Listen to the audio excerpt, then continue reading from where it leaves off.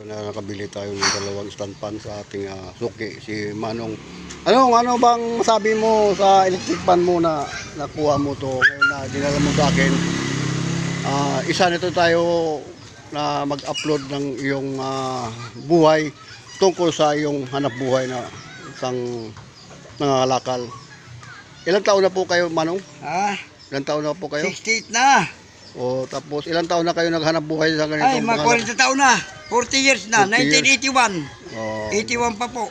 Sa bukod doon sa inyong hanap buhay, wala ba kayo na ibang inasahan na Wala. makita? Ako lang. Tulad tumulong ng mga anak mo. Wala pa. Ito ngayon na atin na isa natin na ipopromote natin itong Tagal ng panahon. medyo suki ko sa siya nagdadala sa akin ng mga sirang electric fan, stand fan, lahat ng kasing nabibili niya dinadala sa akin. Kaya dito tayo ngayon sa isang pagkakataon natin na makikilala natin na suki si Manong. Ano pa pangalan, Manong? Recto Tambuong ako. Sino? Recto Tambuong. Oh, dubulo.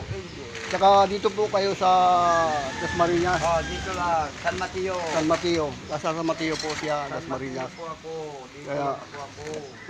Ilang taon na po kayo ng ganitong hanap buhay nyo? 1981 pa po. 81 hanggang ngayon. 81 pa. 81. Hanggang ngayon po yung kanyang talaga hindi na niya may iwanan itong hanap buhay nito.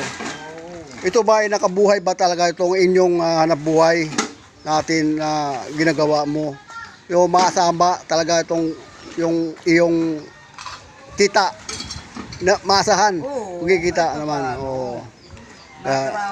Sana sa lahat na may puso ating mga kababayan natin ngayon. Kung sinong may ginito ang puso, kung mayroon kayong ipagkaloob, dito lang sa aking FB. So comments and share